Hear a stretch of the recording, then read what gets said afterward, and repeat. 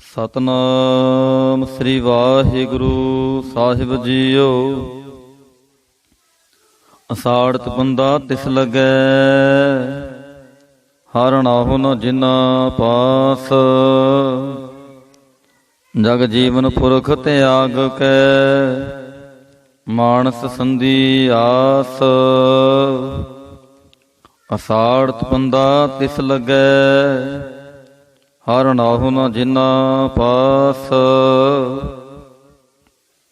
ਜਗ ਜੀਵਨ ਪੁਰਖ ਤਿਆਗ ਕੈ, ਮਾਨਸ ਸੰਧੀ ਆਸ। ਦੁਇ ਪਾਏ ਵਿਗੁਚੀਐ, ਗਲ ਪਈ ਸੋ ਜਮ ਕੀ ਫਾਸ। ਜੇਹਾ ਬੀਜੈ ਸੋ ਲੁਣੈ, ਮੱਥੈ ਜੋ ਲਿਖਿਆਸ। ਰੈਣ ਵਿਹਾਣੀ ਪਛਤਾਣੀ, ਉਠ ਚਲੀ ਗਈ ਨਿਰਾਸ। ਜਿਨ ਕੋ ਸਾਧੂ ਭੇਟੀਐ, ਸੋ ਦਰਗਹਿ ਹੋਏ ਖਲਾਸ। ਕਰ ਕਿਰਪਾ ਪ੍ਰਭ ਆਪਣੀ, ਤੇਰੇ ਦਰਸ਼ਨ ਹੋਏ ਪਿਆਸ। ਪ੍ਰਭ ਤੁਧ ਬਿਨ ਦੂਜਾ ਕੋ ਨਹੀਂ, ਨਾਨਕ ਕੀ ਅਰਦਾਸ। ਅਸਾੜ ਸੁਹੰਦਾ ਤਿਸ ਲੱਗੈ, ਜਿਸ ਮਨ ਹਰ ਚਰਨ ਨਿਵਾਸ। ਅਸਾੜ ਸੁਹੰਦਾ ਤਿਸ ਲੱਗੈ, ਜਿਸ ਮਨ ਹਰ ਚਰਨ ਨਿਵਾਸ। ਵਾਹਿਗੁਰੂ ਜੀ ਕਾ ਖਾਲਸਾ, ਵਾਹਿਗੁਰੂ ਜੀ ਕੀ ਫਤਿਹ। ਜੁਗੋ ਜੁਗ ਅਟਲ ਗੁਰਤਾ ਗੱਦੀ ਤੇ ਬਿਰਾਜਮਾਨ, ਚਵਰ ਛਤਰ ਤਖਤ ਦੇ ਮਾਲਕ, ਧੰਨ ਧੰਨ ਸਾਹਿਬ ਸ੍ਰੀ ਗੁਰੂ ਗ੍ਰੰਥ ਸਾਹਿਬ ਜੀ ਮਹਾਰਾਜ ਜੀ ਦੀ ਪਾਵਨ ਪਵਿੱਤਰ ਹਜ਼ੂਰੀ ਅੰਦਰ ਸੁਭਾਏਮਾਨ ਹੋਏ ਬੈਠੇ ਸਤਸੰਗੀ ਜਨੋ, ਅੱਜ ਅਸਾੜ ਦਾ ਮਹੀਨਾ ਚੜਿਆ ਹੈ। ਜੋ ਉਪਦੇਸ਼ ਪੰਚਮ ਪਾਤਸ਼ਾਹ ਨੇ ਇਸ ਮਹੀਨੇ ਦੇ ਵਿੱਚ ਕੀਤਾ ਹੈ, ਉਹਦੇ ਵਿਚਾਰ ਸਾਂਝੇ ਕਰਨੇ ਨੇ। ਗੁਰੂ ਸਾਹਿਬ ਆਪ ਵਿੱਚ ਵਰਤਣ ਤੇ ਆਪ ਹੀ ਆਪਣੇ ਮੌਲਿਕ ਬਚਨਾਂ ਦੇ ਵਿਚਾਰ ਕਰਵਾ ਲੈਣ। ਵਿਚਾਰ ਸਾਂਝੇ ਕਰਨ ਤੋਂ ਪਹਿਲਾਂ ਗੁਰੂ ਬਖਸ਼ੀ ਫਤਿਹ ਬੁਲਾਓ, ਕੋਈ ਵੀ ਰਸਨਾ ਵਾਂਝੀ ਨਾ ਰਵੇ, ਬੁਲਾਓ ਫਤਿਹ। ਵਾਹਿਗੁਰੂ ਜੀ ਕਾ ਖਾਲਸਾ, ਵਾਹਿਗੁਰੂ ਜੀ ਕੀ ਫਤਿਹ। ਗੁਰੂ ਸਾਹਿਬ ਬਖਸ਼ਿਸ਼ ਕਰਦੇ ਨੇ, ਅਸਾੜਤ ਬੰਦਾ ਤਿਸ ਲੱਗੈ, ਹਰਿ ਨਾਹੁ ਨ ਜਿਨਾ ਪਾਸ। ਜੇਠ ਦੇ ਮਹੀਨੇ ਤੋਂ ਬਾਅਦ ਹਾੜ ਦਾ ਮਹੀਨਾ ਅੱਤ ਦੀ ਗਰਮੀ ਦਾ ਆਉਂਦਾ ਹੈ। ਜ਼ਮੀਨ ਦੀ ਗਰਦਸ਼ ਤੇ ਸੂਰਜ ਦੀ ਗਰਮੀ ਦੇ ਨਾਲ ਜਦੋਂ ਰੁੱਤ ਬਦਲਦੀ ਹੈ, ਮਹੀਨਾ ਹਾੜ ਦਾ ਆਉਂਦਾ ਹੈ। ਇਸ ਮਹੀਨੇ ਦੇ ਵਿੱਚ ਅੱਤ ਦੀ ਗਰਮੀ ਤੇ ਲੂ ਚੱਲਦੀ ਹੈ। ਜੀਵ ਜੰਤੂ ਇਸ ਤਪਸ਼ ਤੋਂ ਬਹੁਤ ਦੁਖੀ ਹੁੰਦੇ ਨੇ, ਤੇ ਜਿਹੜੀ ਇਹ ਗਰਮੀ ਪੈਦਾ ਹੁੰਦੀ ਹੈ, ਇਹ ਗਰਮੀ ਜ਼ਮੀਨ ਤੇ ਸੂਰਜ ਦੀ ਗਰਦਸ਼ ਦੇ ਨਾਲ ਪੈਦਾ ਹੁੰਦੀ ਹੈ।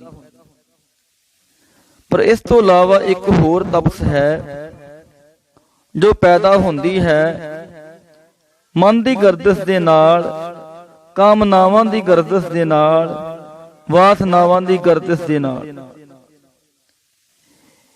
ਇਹ ਤਪਸ਼ ਹਿਰਦੇ ਵਿੱਚ ਪੈਦਾ ਹੁੰਦੀ ਹੈ। ਜਿਹੜੀ ਬਾਹਰ ਦੀ ਗਰਮੀ ਹੈ, ਬਾਹਰ ਦੀ ਤਪਸ਼ ਹੈ, ਉਸ ਤੋਂ ਬਚਣ ਦੇ ਮਨੁੱਖ ਨੇ ਬਹੁਤ ਉਪਰਾਲੇ ਕੀਤੇ ਨੇ, ਬੜੇ ਸਾਧਨ ਜੁਟਾਏ ਨੇ। ਦੇਹਾਤ ਦੇ ਵਿੱਚ ਲੋਕ ਅੰਬਾਂ ਦੇ ਬੂਟਿਆਂ ਦੇ ਹੇਠਾਂ, ਪੀਪਲ ਦੇ ਬੂਟਿਆਂ ਦੇ ਹੇਠਾਂ ਬੈਠ ਕੇ ਘੜੇ ਦਾ ਠੰਡਾ ਪਾਣੀ ਪੀ ਕੇ ਸਭ ਤੋਂ ਬਚਣ ਦਾ ਉਪਰਾਲਾ ਕਰਦੇ ਸਨ। ਸ਼ਹਿਰਾਂ ਦੇ ਵਿੱਚ ਲੋਕਾਂ ਨੇ ਘਰਾਂ ਨੂੰ ਵਾਤਾਨੁਕੂਲ ਕੀਤਾ, ਏਅਰ ਕੰਡੀਸ਼ਨਰ ਘਰ ਵਿੱਚ ਲਾਏ। ਉਹਨਾਂ ਨੇ ਇਸ ਤਪਸ ਤੋਂ ਬਚਣ ਦੇ ਉਪਰਾਲੇ ਕੀਤੇ ਨੇ। ਪਰ ਜਿਹੜੀ ਤਪਸ ਮਨੁੱਖ ਦੇ ਹਿਰਦੇ ਦੇ ਵਿੱਚ ਹੈ, ਇੱਛਾਵਾਂ ਦੀ ਵਾਸਨਾਵਾਂ ਦੀ ਤਪਸ ਹੈ, ਉਹ ਤਪਸ ਇਹਨਾਂ ਉਪਰਾਲਿਆਂ ਦੇ ਨਾਲ ਖਤਮ ਨਹੀਂ ਹੋ ਸਕਦੀ। ਗੁਰੂ ਸਾਹਿਬ ਬਖਸ਼ਿਸ਼ ਕਰਦੇ ਨੇ, ਚੰਦਨ ਚਾਂਦਨਾ ਸਰਦ ਰੁੱਤ, ਮੂਲ ਨਾ ਮਿਟਾਈ ਘਾਂ, ਸੀਤਲ ਥੀਵੈ ਨਾਨਕਾ, ਜਪੰਦੜੋ ਹਰ ਨਾਮ। ਚੰਦਨ ਠੰਡਾ ਹੈ, ਚੰਦਨ ਦਾ ਲੇਪ ਕਰਨ ਦੇ ਨਾਲ ਤਨ ਨੂੰ ਠੰਡਕ ਮਿਲ ਸਕਦੀ ਹੈ। ਸਰਦੀ ਦੇ ਰੁੱਤ ਵਿੱਚ ਤਨ ਨੂੰ ਠੰਡ ਮਿਲ ਸਕਦੀ ਹੈ। ਪਹਾੜੀ ਇਲਾਕਿਆਂ ਵਿੱਚ, ਬਰਫੀਲੇ ਇਲਾਕਿਆਂ ਦੇ ਵਿੱਚ ਰਹਿ ਕੇ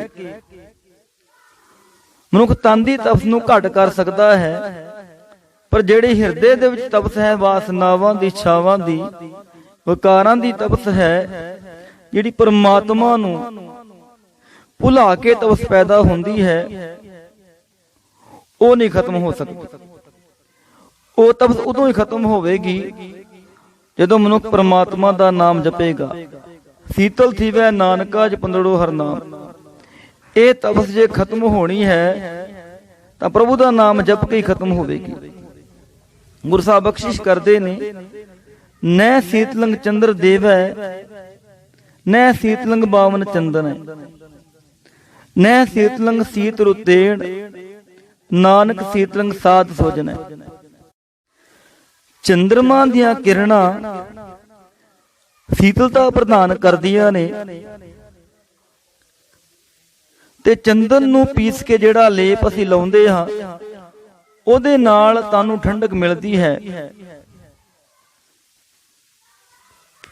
ਪਰ ਮਨ ਨੂੰ ਠੰਡਕ ਨਾ ਤੇ ਚੰਦਨ ਦੇ ਸਕਦਾ ਹੈ, ਨਾ ਚੰਦਰਮਾ ਦੇ ਸਕਦਾ ਹੈ, ਨਾ ਸਰਦੀ ਦੀ ਰੁੱਤ ਦੇ ਸਕਦੀ ਹੈ।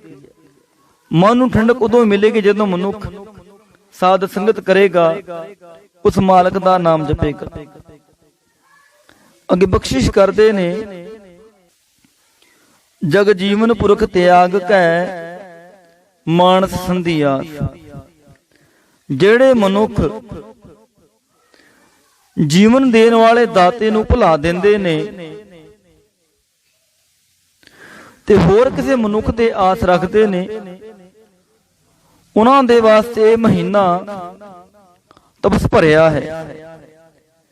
ਫਰੀਦ ਜੀ ਬਖਸ਼ਿਸ਼ ਕਰਦੇ ਨੇ, ਫਰੀਦਾ ਰਾਤੀ ਵੱਡੀਆਂ ਧੁਖਤ ਉੱਠਣ ਪਾਸ, ਤ੍ਰਿਗ ਤਿੰਨਾਂ ਦਾ ਜੀਵਿਆ ਜਿਨ੍ਹਾਂ ਵਿਡਾਣੀ ਆਸ। ਫਰੀਦ ਇੱਥੋਂ ਤੱਕ ਆਖਦੇ ਨੇ, ਜਿਹੜੇ ਮਨੁੱਖ ਹੋਰਾਂ ਤੇ ਆਸ ਰੱਖਦੇ ਨੇ, ਮਨੁੱਖਾਂ ਤੇ ਆਸ ਰੱਖਦੇ ਨੇ, ਉਹਨਾਂ ਦਾ ਜਿਹੜਾ ਜੀਵਨ ਹੈ ਫਿਟਕਾਰ ਯੋਗ ਹੈ, ਫਟੇਲਾਣਤ ਹੈ। ਕਿਉਂਕਿ ਦੇਵਣ ਵਾਲਾ ਇੱਕੋ ਇੱਕ ਪਰਮਾਤਮਾ ਹੈ। ਗੁਰੂ ਸਾਹਿਬ ਬਖਸ਼ਿਸ਼ ਕਰਦੇ ਨੇ, ਪੰਚਮ ਪਾਤਸ਼ਾਹ, ਮਾਨੁਖ ਕੀ ਟਿਗ ਬਿਰਥੀ ਸਭ ਜਾਤ, ਦੇਵਨ ਕੋ ਇੱਕ ਹੈ ਭਗਵਾਨ, ਜਿਸਕੇ ਦਿਆ ਰਹਿ ਅਗਾਏ, ਬੋਹਰ ਨ ਕਿਸਨਾ ਲਾਗੇ ਆਏ। ਮਨੁੱਖ ਕਦੇ ਮਨੁੱਖ ਦੇ ਦਿੱਤੇ ਹੋਏ ਦੇ ਨਾਲ ਕਦੇ ਨਹੀਂ ਰੱਜਦਾ। ਉਹ ਉਦੋਂ ਹੀ ਰੱਜਦਾ ਹੈ, ਉਦੋਂ ਹੀ ਤ੍ਰਿਸ਼ਨਾ ਖਤਮ ਹੁੰਦੀ ਹੈ ਜਦੋਂ ਪਰਮਾਤਮਾ ਦੇ ਕੋਲੋਂ ਨੂੰ ਦਾਤਾਂ ਪ੍ਰਾਪਤ ਹੁੰਦੀਆਂ ਨੇ। ਇੱਕ ਗਾਥਾ ਮੈਂ ਸਾਂਝੀ ਕਰਾਂ। ਇੱਕ ਸੂਫੀ ਫਕੀਰ ਉਹ ਆਪਣੇ ਚੇਲਿਆਂ ਦੇ ਨਾਲ ਹਰ ਰੋਜ਼ ਭਿਖਿਆ ਮੰਗ ਕੇ ਗੁਜ਼ਾਰਾ ਕਰਦਾ ਸੀ।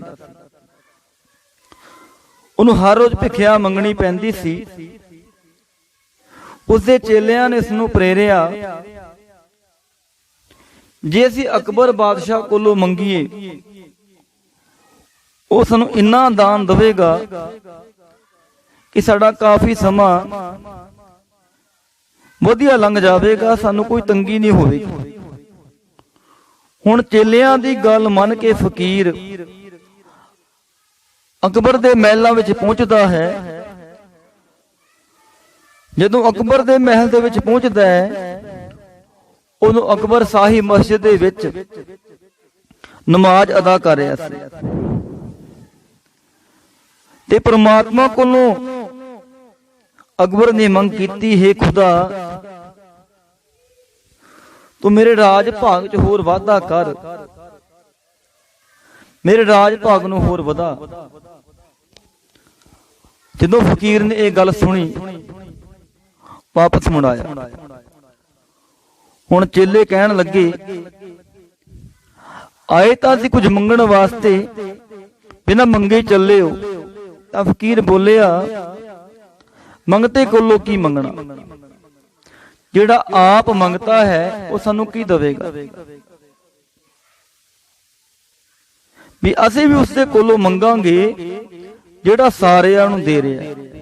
ਕਹਿਣ ਤੋਂ ਭਾਵ ਵੀ ਜਿਹੜੇ ਮਨੁੱਖ ਹੋਰਾਂ ਤੇ ਆਸ ਰੱਖਦੇ ਨੇ, ਜਗਜੀਵਨ ਪੁਰਖ ਤਿਆਗ ਕੈ ਮਾਨ ਸੰਧੀ ਆਸ, ਵੀ ਦਾਤਾਂ ਦੇਣ ਵਾਲੇ ਦਾਤੇ ਨੂੰ ਵਿਸਾਰ ਕੇ ਹੋਰਾਂ ਦੇ ਕੋਲੋਂ ਮੰਗਦੇ ਨੇ, ਉਸ ਦਾ ਖੱਜਰ ਖੁਆਰ ਹੀ ਹੁੰਦੇ ਨੇ। ਉਹਨਾਂ ਦਾ ਹਿਰਦਾ ਸਦਾ ਤਪਦਾ ਹੀ ਰਹਿੰਦਾ ਹੈ। ਅੱਗੇ ਬਖਸ਼ਿਸ਼ ਕਰਦੇ ਨੇ ਪਾਤਸ਼ਾਹ, ਦੋਏ ਭਾਏ ਵਿਗੁੱਚੀ ਹੈ ਗਲ ਪਈ ਸੋ ਜਮ ਕੀ ਫਾਸ। ਜਿਹੜੇ ਮਨੁੱਖ ਦੁਬਦਾ ਵਿੱਚ ਨੇ, ਜਿਹੜੇ ਮਨੁੱਖ ਦੋਵੇਂ ਪਾਸੇ ਚੱਲਦੇ ਨੇ, ਪਾਪ ਵੀ ਕਰਦੇ ਨੇ, ਪੁੰਨ ਵੀ ਕਰਦੇ ਨੇ, ਦਾਨ ਵੀ ਕਰਦੇ ਨੇ, ਕਠੋਰ ਵੀ ਨੇ, ਦੁਬਦਾ ਵਿੱਚ ਫਸੇ ਹੋਏ ਨੇ, ਇੱਕ ਪਰਮਾਤਮਾ ਤੇ ਭਰੋਸਾ ਨਹੀਂ ਕਰਦੇ, ਗੁਰਦੁਆਰੇ ਵੀ ਆਉਂਦੇ ਨੇ ਤੇ ਮਨੁੱਖਾਂ ਦੇ ਕੋਲ ਵੀ ਜਾ ਕੇ ਨੱਕ ਰਗੜਦੇ ਨੇ। ਗੁਰੂ ਸਾਹਿਬ ਆਖਦੇ ਨੇ, ਅੰਤ ਨੂੰ ਉਹਨਾਂ ਦੇ ਗਲੇ ਦੇ ਵਿੱਚ ਜਮਾਂ ਦਾ ਫੰਦਾ ਪਵੇਗਾ। ਅੱਗੇ ਬਖਸ਼ਿਸ਼ ਕਰਦੇ ਨੇ ਪਾਤਸ਼ਾਹ, ਜੇਹਾ ਬੀਜੈ ਸੋ ਲੁਣੈ ਮੱਥੇ ਜੋ ਲਿਖਿਆ। ਮਨੁੱਖ ਜਿੱਦਾਂ ਦੇ ਕਰਮ ਕਰਦਾ ਹੈ, ਜਿੱਦਾਂ ਦਾ ਉਹ ਫਲ ਬੀਜਦਾ ਹੈ, ਜਿੱਦਾਂ ਦਾ ਉਹਦੇ ਲੇਖਾਂ ਦੇ ਵਿੱਚ ਲਿਖਿਆ ਹੋਇਆ ਹੈ, ਉਹਨੂੰ ਉਹੀਓ ਕੁਝ ਮਿਲੇਗਾ। ਕਿਉਂਕਿ ਇਹ ਜਿਹੜਾ ਸਰੀਰ ਹੈ ਇਹ ਕਰਮਾਂ ਦੀ ਖੇਤੀ ਹੈ। ਖੇਤ ਸਰੀਰ ਜੋ ਬੀਜੀ ਹੈ ਸੋ ਅੰਤ ਖਲੋਆ ਹੈ। ਇਹ ਮਨੁੱਖ ਜਿੱਦਾਂ ਦਾ ਫਲ ਬੀਜੇਗਾ, ਜਿਵੇਂ ਉਦਾਹਰਣ ਦੇ ਤੌਰ ਤੇ ਅਸੀਂ ਖੇਤਾਂ ਦੇ ਵਿੱਚ ਜੇ ਕਣਕ ਬੀਜਾਂਗੇ ਤੇ ਕਣਕ ਹੀ ਪ੍ਰਾਪਤ ਹੋਵੇਗੀ, ਜੇ ਮੱਕੀ ਬੀਜਾਂਗੇ ਤੇ ਮੱਕੀ ਹੀ ਮਿਲੇਗੀ। ਤੇ ਇਸੇ ਤਰ੍ਹਾਂ ਜੇ ਆਪਾਂ ਚੰਗੇ ਕਰਮ ਕਰਾਂਗੇ ਚੰਗਾ ਫਲ ਪ੍ਰਾਪਤ ਹੋਵੇਗਾ, ਜੇ ਮਾੜੇ ਕਰਮ ਕਰਾਂਗੇ ਤੇ ਮਾੜਾ ਹੀ ਫਲ ਪ੍ਰਾਪਤ ਹੋਵੇਗਾ। ਅੱਗੇ ਬਖਸ਼ਿਸ਼ ਕਰਦੇ ਨੇ ਪਾਤਸ਼ਾਹ, ਰਹਿਣ ਵਿਹਾਣੀ ਪਛਤਾਣੀ ਉੱਠ ਚੱਲੀ ਗਈ ਨਿਰਾਸ। ਜਿਹੜੇ ਜੀਵ ਇਸਤਰੀ, ਜਿਹੜੇ ਜੀਵ ਪਰਮਾਤਮਾ ਨੂੰ ਵਿਸਾਰ ਦਿੰਦੇ ਨੇ, ਉਹਨਾਂ ਨੂੰ ਸਾਰੀ ਉਮਰ ਪਛਤਾਉਣਾ ਪੈਂਦਾ ਹੈ ਤੇ ਪਛਤਾਉਂਦੇ ਹੀ ਇਸ ਦੁਨੀਆ ਤੋਂ ਨਿਰਾਸ਼ ਹੋ ਕੇ ਚਲੇ ਜਾਂਦੇ ਨੇ। ਉਹਨਾਂ ਦੇ ਪੱਲੇ ਕੁਝ ਵੀ ਨਹੀਂ ਪੈਂਦਾ। ਅੱਗੇ ਬਖਸ਼ਿਸ਼ ਕਰਦੇ ਨੇ, ਜਿਨ ਕੋ ਸਾਧੂ ਭੇਟੀ ਹੈ ਸੋ ਦਰਗਾਹ ਹੋਏ ਖਲਾਸ। ਪਰ ਜਿਨ੍ਹਾਂ ਦੇ ਤੇ ਪ੍ਰਮਾਤਮਾ ਦੀ ਕਿਰਪਾ ਹੋ ਜਾਂਦੀ ਹੈ, ਜਿਨ੍ਹਾਂ ਨੂੰ ਸਾਧੂਆਂ ਦਾ ਸੰਗ ਮਿਲ ਜਾਂਦਾ ਹੈ, ਉਹਨਾਂ ਨੂੰ ਮੁਕਤੀ ਮਿਲ ਜਾਂਦੀ ਹੈ। ਅੱਗੇ ਬਖਸ਼ਿਸ਼ ਕਰਦੇ ਨੇ, ਕਰ ਕਿਰਪਾ ਪ੍ਰਭ ਆਪਣੀ ਤੇਰੇ ਦਰਸ਼ਨ ਹੋਏ ਪਿਆਸ। ਹੇ ਦੀਨ ਦਿਆਲ ਪ੍ਰਮਾਤਮਾ ਵਾਹਿਗੁਰੂ, ਮੇਰੇ ਤੇ ਆਪਣੀ ਕਿਰਪਾ ਕਰ, ਆਪਣੀ ਮਿਹਰ ਕਰ, ਮੇਰੇ ਹਿਰਦੇ ਦੇ ਵਿੱਚ ਤੇਰੇ ਦਰਸ਼ਨਾਂ ਦੀ ਪਿਆਸ ਬਣੀ ਰਵੇ।